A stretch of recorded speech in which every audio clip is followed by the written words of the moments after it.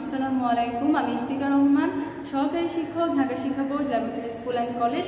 আজকের এই অনলাইন ক্লাসে ষষ্ঠ শ্রেণীর শিক্ষার্থীদের এগ্রিকালচার ক্লাসে স্বাগতম।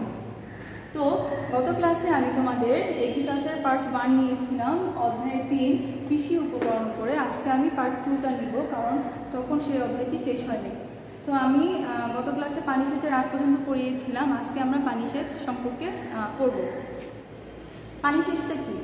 জমিতে হচ্ছে যখন পানির প্রয়োজন হয় তখন আর্টিফিশিয়ালভাবেই আমরা যে সেচটা দিই, মানে কৃত্রিম উপায়ে যে আমরা যে পানিটা দিই, সেটাই হচ্ছে পানি সেচ।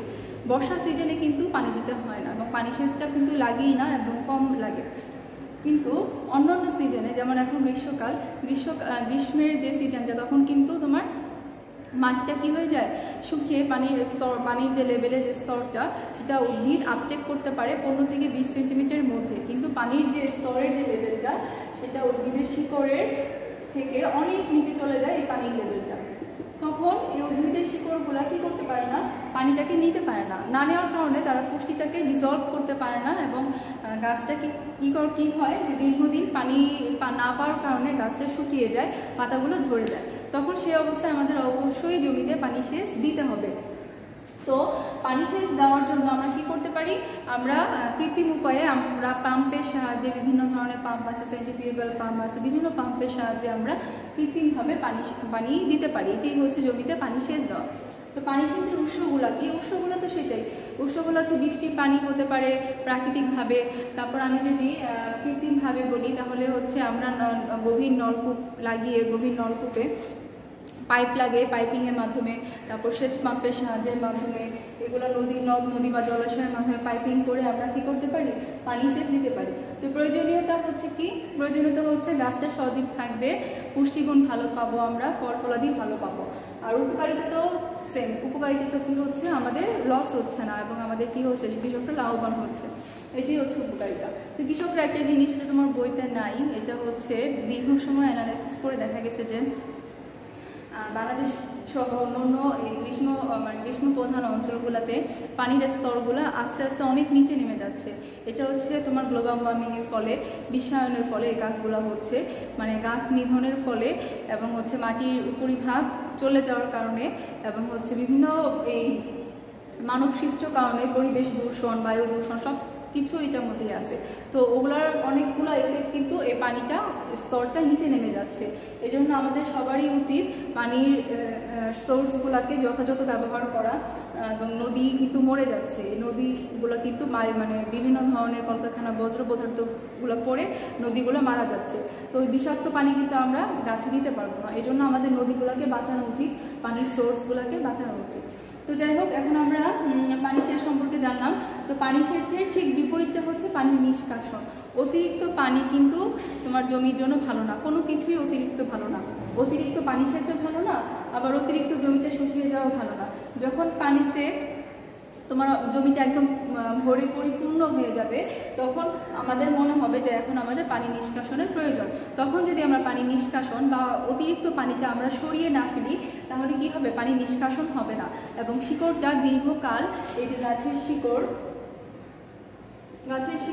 দীর্ঘকাল পানিতে থাকার কারণে এক পর্যায়ে সেই শিকড়গুলো মাইক্রো অর্গানিজমের মাধ্যমে সেগুলো কি হয়ে যাবে, পচে যাবে। মাইক্রো অর্গানিজমের মাধ্যমে এই শিকড়গুলো কি হয়ে যাবে, পচে যাবে। পচে যাওয়ার ফলে কি হবে, এখানে একটা বিষাক্ত গ্যাসের সৃষ্টি হবে, যা গাছের জন্য ক্ষতিকর। এই জন্য আমার অবশ্যই পানি নিষ্কাশন করতে হবে। এখন আমরা জানবো পানির ভৌত গুণাগুণ এবং মাছ চাষের প্রয়োজনীয়তা। ভৌত মানে কি? ভৌত হচ্ছে আমরা মানে দেখে, চোখে যা দেখে বাহ্যিকভাবে যে গুণাগুণগুলো আমরা দেখি। যেমন পানির বর্ণ। একটা আদর্শ পানি মাছ চাষের জন্য বর্ণটা কি হতে হবে, বর্ণটা মানে চোখে লাগে এরকম একটা বর্ণ হতে হবে। সাধারণত দেখবা যেসব পুকুরে মাছ চাষ হয়, যারা গ্রামে যাও দেখবা পুকুরটা কিন্তু হালকা বাদামি বা হালকা সবুজ থাকে। ওই পুকুরটা কিন্তু একদম গাঢ় অ্যাশ কালার বা ছাই কালার বা কালো কালার থাকে না। ছাই কালার বা কালো কালার থাকা মানে কিন্তু বিষাক্ত। অনেকে এখানে দেখবা বেড়িবাঁধের ওই পাশটা তুরাগ নদী, আর একটু সামনে গেলে দেখবা যে কলকারখানা বজ্র পদার্থ পড়ে তুরাগ নদীতে একদম বিষাক্ত হয়ে গেছে, বুড়িগঙ্গা নদী একদম বিষাক্ত হয়ে গেছে। ওগুলো কিন্তু তোমার মাছ চাষের উপযোগী না, এবং সেখানে কিন্তু মাছ নাই, এবং মাছ চাষের জন্য একদমই উপযোগী না, এবং মাছগুলো মরে যায়। এই অবস্থা আর কি, থাকেই না মাছ। তো মাছ চাষের জন্য আমার পানিটা কেমন হতে হবে, পানির বর্ণটা হতে হবে হালকা সবুজ। হ্যাঁ, তারপর হচ্ছে পানির স্বচ্ছতা, পানির থেকে অবশ্যই আমি একটু আগে বললাম স্বচ্ছ হতে হবে। পানিটা যদি এমন হয় যে সেখানে আমরা দেখতে পাচ্ছি পানিটা অস্বচ্ছ, কালো অ্যাশ কালার, দেখা যাচ্ছে না ভেতরে কি আছে দেখা যাচ্ছে না, তাহলে সেটা হচ্ছে অস্বচ্ছ, সেখানে সূর্যের আলো পৌঁছাবে না, প্লাস মাছের জন্য যে খাবার উৎপাদন করা যে মাইক্রোবসগুলো আছে সেখানেও কি হবে না, মাইক্রোবসগুলো খাবার উৎপাদন করতে পারবে না। তো এটা হচ্ছে তোমার পানির স্বচ্ছতার মধ্যে পড়ে। এখন আমরা দেখবো পুকুরে সূর্যালোক। হ্যাঁ, সূর্যালোক করলে মাছগুলো কি করে, মাছগুলো হচ্ছে তোমার আমরা ওই যে প্রথম শ্রেণী খাদক, দ্বিতীয় শ্রেণী খাদক, তৃতীয় শ্রেণী খাদক পড়েছিলাম না ছোটবেলায়, ওরকম প্রথম শ্রেণীর খাদকগুলো কি করে সূর্যের আলোটাকে কাজে লাগিয়ে তারা হচ্ছে খাদ্য উৎপাদন করে, উৎপাদক আর কি। উৎপাদকগুলা কি করে তোমার সূর্যের আলো কাজে লাগিয়ে খাদ্য উৎপাদন করে। তো প্রথম শ্রেণীর খাদকগুলা উৎপাদকগুলা খায়, তারপর দ্বিতীয় শ্রেণীর খাদক হচ্ছে মাছ, মাছ আবার প্রথম শ্রেণীর খাদকগুলাকে খায়। তো এইভাবে একটা সাইকেল চলে আসছে। এই জন্য সূর্যের ইম্পর্টেন্সটা কিন্তু অনেক বেশি। হ্যাঁ, এখানে সূর্যের গুরুত্বটা অনেক বেশি। তো এই জন্য কিন্তু একটা আদর্শ পুকুরে কিন্তু অবশ্যই সূর্যের আলো পৌঁছাতে হবে এবং সেখানে পর্যাপ্ত অক্সিজেন আছে নাকি তা দেখতে হবে। আমরা যেমন হচ্ছে তোমার কি করি, মানে নিঃশ্বাসের জন্য যেমন আমাদের অক্সিজেন প্রয়োজন, মাছের ক্ষেত্রেও তাই। ফুলকার সাহায্যে মাছ অক্সিজেন নেয়, এই অক্সিজেনটা কিন্তু অবশ্যই দরকার। অনেক সময় পুকুরে অক্সিজেনটা পাওয়া যায় না, তখন মাছ কি করে উপরে চলে আসে, উপরে চলে আসে হাঁ করে অক্সিজেনটা নেয়। এই উপরে মাছের চলে আসাটাকে আমরা বলি মাছের খাবি খাওয়া। মাছের খাবি খাওয়া হচ্ছে মাছ এরকম উপরে চলে এসে এরকম হাঁ করে থাকে আর কি, ঠিক আছে, হাঁ হয়ে থাকে মাছের মুখটা। তো এটা হচ্ছে মাছের খাবি খাওয়ানো, মানে হচ্ছে অক্সিজেনটা ওই মাছটা নিচ্ছে তখন আর কি। তো এখন আমরা এখানে দেখতে পাচ্ছি ছোট্ট একটা পরীক্ষা, মাছের খাদ্য পরীক্ষা। পুকুরে মাছের জন্য খাদ্য আছে নাকি আমরা কীভাবে বুঝবো? যারা যেসব পুকুরে মাছ চাষ হয় তারা দেখবা যে হচ্ছে একটা এরকম একটা স্ট্যান্ডের মতো আছে, বা স্ট্যান্ডই বাদ দিলাম আমি, এটা নর্মালি মানে হাত দিয়েই পরীক্ষা করা যায়। হাতটা হচ্ছে আমি এই তোমার হচ্ছে মাছ চাষের জন্য যে পুকুরটা আছে সেখানে আমি হাতটা দিব, দেওয়ার পর আমি সেখানে দেখতে পাবো যে সেখানে হাত দিলে দেখতে পাবো যে সেখানে বাদামি কালার কিছু বর্ণ দানা দানা দেখা যাচ্ছে। তাহলে আমি বুঝতে পারবো যে এখানে হচ্ছে মাছের জন্য পর্যাপ্ত পরিমাণ খাবার আছে। যদি দানা দানা বর্ণ যদি আমি না দেখতে পারি তাহলে আমি বুঝতে পারবো যে সেখানে খাবারটা নাই। দানা দানা এই বর্ণগুলো হচ্ছে তোমার এই মাইক্রোবস, হ্যাঁ, বা প্রথম শ্রেণীর উৎপাদক, ঠিক আছে। তো একটা মাছের চাষের জন্য গভীরতাটা কেমন হবে? গভীরতা হবে 1.5 থেকে 3 মিটার, ঠিক আছে, বা 2 মিটারের বেশি নয় এরকম আর কি। তাপমাত্রা হচ্ছে 25 থেকে 30 ডিগ্রি সেলসিয়াস তাপমাত্রা। অনেক সময় দেখবা যে প্রখর রোদে, তীব্র রোদে 30 ডিগ্রি সেলসিয়াস তাপমাত্রা অনেক বেশি উপরে থাকে, তখন মাছের জন্য আমাদের যেমন অস্বস্তিকর হয়, মাছের জন্য টিকে থাকা অস্বস্তিকর হয়ে যায়, ঠিক আছে। তো এই জিনিসগুলোই হচ্ছে তোমার বইতে এখানে আলোচনা করা হয়েছে। তো এখন আমরা মাছের রাসায়নিক গুণাগুণ এবং মাছের চাষে তার প্রভাব এগুলো সম্পর্কে আলোচনা করলাম। এখন আমরা খুবই গুরুত্বপূর্ণ একটা টপিকসে চলে যাব। এখন আমরা ভালো বীজের বৈশিষ্ট্য সম্পর্কে জানবো এবং ভালো বীজের কীভাবে আমরা বীজের শ্রেণী বিভাগ করবো সেই সম্পর্কে আমরা একটু ধারণা নেব। তো এই পর্যন্ত হচ্ছে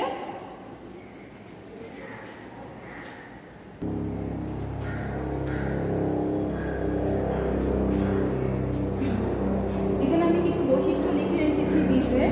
তো বীজের বৈশিষ্ট্যগুলো হচ্ছে আমরা একটু দেখবো বীজটা কি তার সম্পর্কে যদি ধারণা নিয়ে নেবে।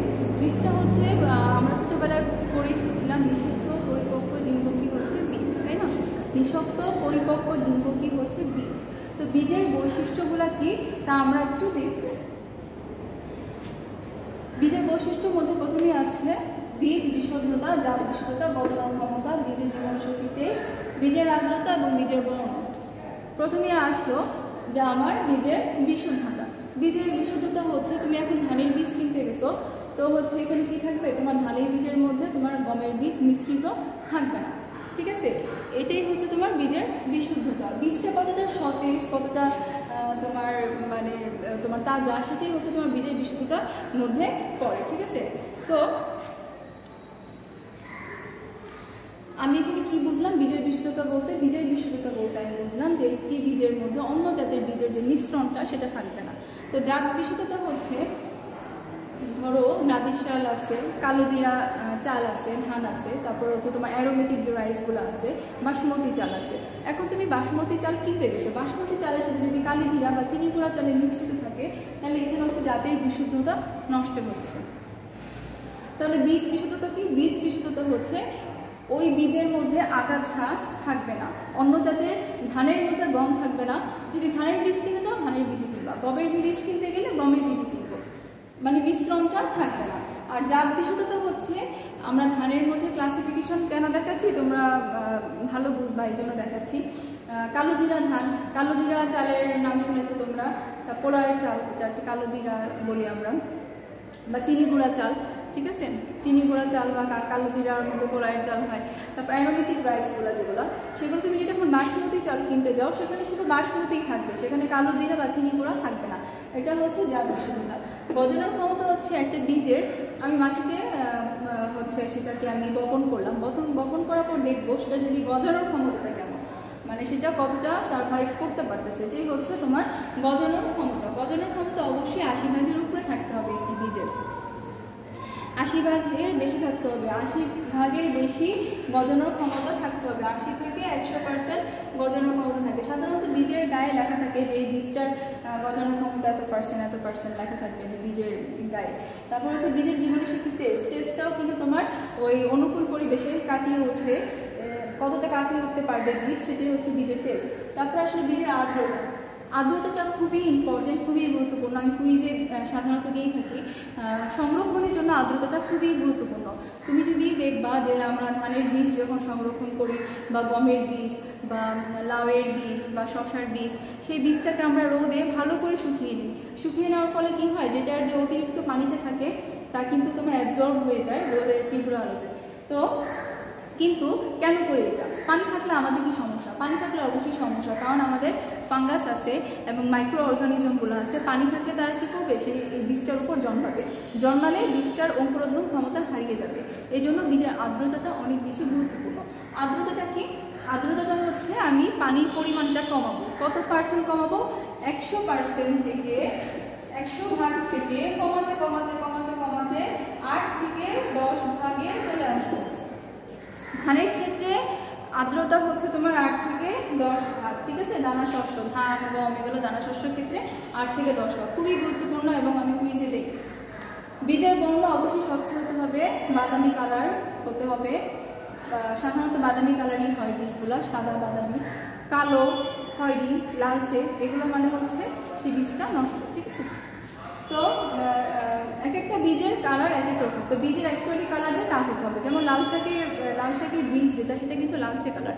ওটা তুমি বলো না যে ম্যাডাম বলছে বীজের কালার সাদা বা বাদামি, লালচে কালার বাদ দিয়ে দিলাম, তাই না। লাল শাক মানেই তো লালচে কালার হবে, এরকম। তো বীজের যে অ্যাকচুয়াল যে বর্ণটা সেটাই থাকবে, অন্য কালার থাকলে সেটাকে আমরা বাদ দিয়ে দেবো। তারপর দেখো, ব্যবহারের ভিত্তিতে আমরা বীজের শ্রেণীবিভাগ করেছি।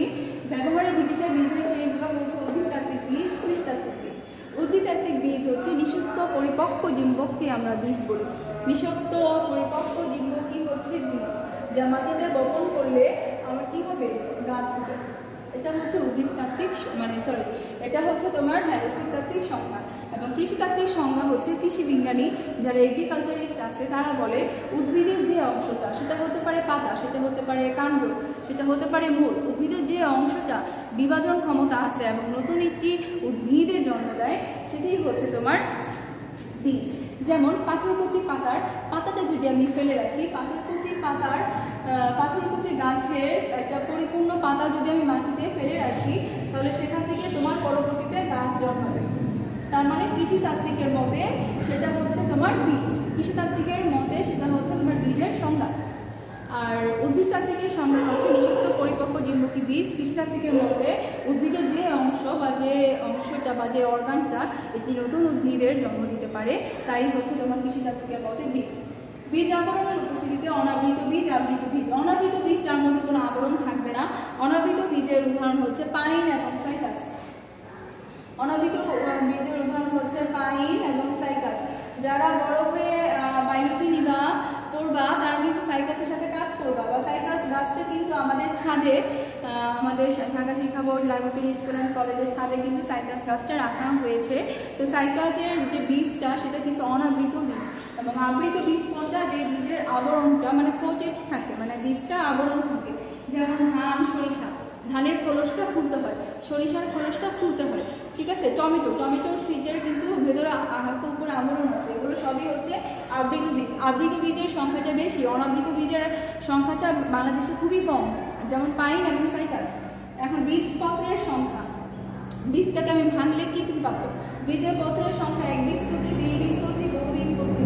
একবীজপত্রী হচ্ছে যে বীজপত্র একটা, যে আবরণ খুললাম, খোলসটা খুললাম, একটা মাত্র বীজপত্র পেলাম, সেটা হচ্ছে একবীজপত্রী। যেমন ধান, গম, এগুলো হচ্ছে একবীজপত্রীর উদাহরণ। তারপর দ্বিবীজপত্রী হলো বীজটা যে আমি হচ্ছে আবরণটা খুললাম, বীজটা যে দেখলাম, বীজের হচ্ছে আমি দুইটা পার্ট পেলাম, সেটা হচ্ছে দ্বিবীজপত্রী। হ্যাঁ, বীজের দুইটা পার্ট পাবো আমি, সেটা হচ্ছে দ্বিবীজপত্রী। যেমন আম কাঁঠালের হচ্ছে দ্বিবীজপত্রী, ঠিক আছে। তো আরেকটা হচ্ছে বহুবীজপত্রী, যে বীজের খোলসটা বা আবরণটা খোলার পর যে বীজটা অনেকগুলো পত্রে বিভক্ত, অনেকগুলো ডিভিশনে বিভক্ত, সেটা হচ্ছে বহুবীজপত্রী। যেমন হচ্ছে পাইন। তো এগুলো হচ্ছে কুইজের জন্য খুবই গুরুত্বপূর্ণ, এবং এই বীজের শ্রেণী বিভাগ এটাও খুব গুরুত্বপূর্ণ, এটা পরীক্ষায় খুবই আসে। তো আশা করি এটা তোমরা বুঝছো এবং হচ্ছে ইজিলি এগুলো ক্যাপচার করতে পারবা। তারপরেও যদি কোনো সমস্যা থাকে অবশ্যই আমার সাথে যোগাযোগ করবা। তো সবাই ভালো থাকো, সুস্থ থাকো, পরীক্ষায় ঠিকমতো অংশগ্রহণ করবা, স্বাস্থ্যবিধি মেনে বাসায় থাকবা। আসসালামু আলাইকুম।